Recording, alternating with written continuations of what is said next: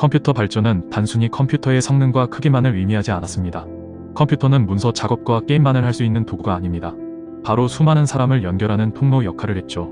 통신은 발전했고 인터넷이라는 것이 만들어지게 됩니다.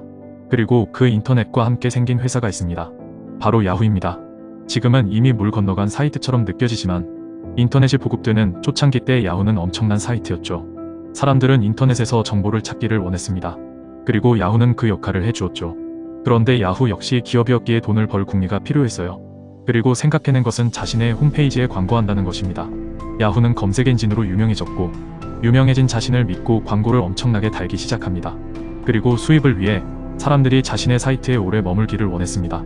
그래서 검색 엔진 말고도 뉴스, 금융, 스포츠 같은 여러 가지 기능을 만들어냈고 사람들이 계속 머물게 하려고 노력했습니다. 그런데 광고가 많아지니까 본래의 검색 엔진의 모습을 잃어가기 시작합니다. 광고를 위한 커다란 그림은 야후를 사용하기 불편하게 만들었고 큰 돈을 주는 광고를 먼저 띄워야 하니까 정보의 질은 나빠져 갑니다. 그리고 그러한 불편함을 극복할 새로운 사이트가 등장합니다. 바로 구글이죠. 구글은 철저하게 자신들의 사이트가 검색 엔진이라는 것에 집중합니다. 사람들이 자신들을 방문하는 목적은 검색이라는 거에 집중한 거죠. 구글은 검색에 방해가 되는 방식이라면 광고를 넣는 선택을 하지 않았죠. 그 차이를 보여주는 것이 구글은 지금도 사용자가 검색하기 전까지는 아무런 광고가 뜨지 않습니다. 사용자가 검색하면 그 검색에 연관된 광고를 보여줍니다. 검색에 불편함을 느끼지 않는 선에서 말이죠. 그리고 이것은 성공합니다. 이 방법의 좋은 점은 소비자와 상관없이 광고가 나타났던 야후와는 다르게 구글은 검색어와 연관된 소비자와 연관된 광고를 보여줄 수 있었죠. 그래서 불필요한 광고가 보이는 것을 줄이니 광고주들에게는 광고비를 낮출 수 있고 소비자들은 편리함을 얻을 수 있었습니다. 중요한 것은 검색이라는 본질을 흐리지 않았죠. 그리고 구글은 또 하나의 광고혁명을 만듭니다. 바로 광고비를 정보를 제공한 사람과 나누어 가지는 구조. 애드센스라는 모델이죠. 지금의 유튜브 같은 수익 모델입니다. 예를 들어보죠. 우리는 어떤 정보를 검색창에 입력하고 그 정보가 있는 웹사이트로 이동합니다. 예를 들어 어떤 블로그라고 해보죠. 그 블로그를 운영하는 주인이 돈을 버는 방법은 야후와 구글은 다릅니다. 야후에서는 수많은 사람이 자신의 블로그를 접속하게 만들어서 자기가 유명해져야 합니다.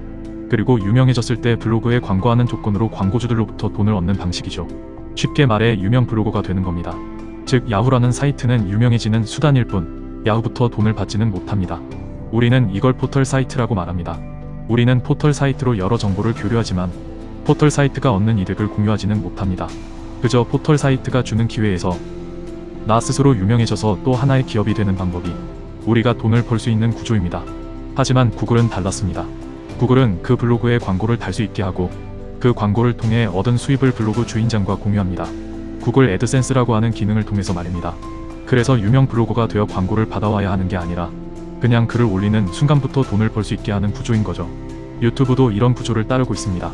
우리가 유튜브에 영상을 올리면 그 영상에 붙은 광고로 얻은 이익을 영상을 올린 주인이 나누어 가질 수 있으니까 말이죠. 즉 구글과는 수익을 공유가 됩니다.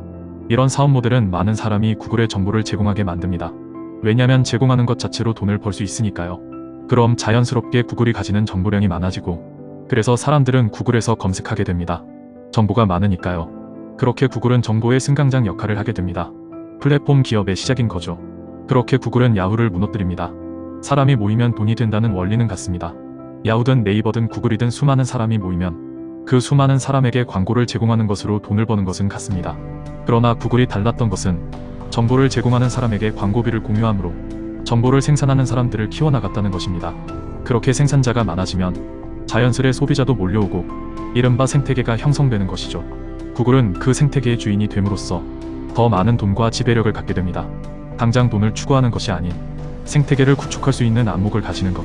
또 검색 엔진이라는 본질에 충실하면서도 수많은 사람이 몰리는 것에 돈이 있다는 본질에도 충실한 것. 구글이었습니다. 정리하겠습니다. 인터넷의 발전으로 수많은 사람들이 정보를 검색하는 사이트에 몰리게 되었다.